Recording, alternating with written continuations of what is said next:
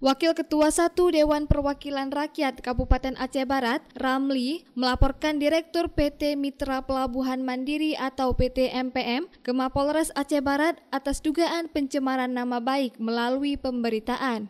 Saat mendatangi ruang SPKT Mapolres Aceh Barat, Ramli didampingi 4 pengacara dan 2 orang saksi, serta beberapa bukti tangkap layar pemberitaan media online, serta laporan tersebut ditujukan langsung kepada Direktur PT MPM, Saudara Arsan Yonanda.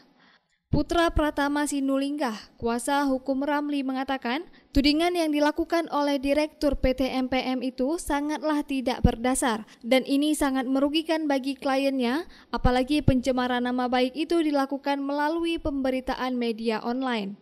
Menurut Putra, tuduhan Direktur PT MPM terkait pemalsuan LHKPN serta tidak membayar pajak PBB tersebut sangat merugikan bagi kliennya sebagai anggota dewan. Ini kita melaporkan mengenai pencemaran nama baik yang dilakukan oleh Direktur MPM. Tidak benar apa yang dituduhkan beliau ya, karena klien kita kan memiliki lahan sawit. Nah sawit itu kan kita jual ke perusahaan yang lain. Nah yang membayar pajak ya perusahaan yang lain berdasarkan SP. Jadi bukan kita gitu. Sementara kalau ditanyakan mengenai pajak bumi, bangunan, segala macam itu sudah kita bayarkan semuanya. PBB.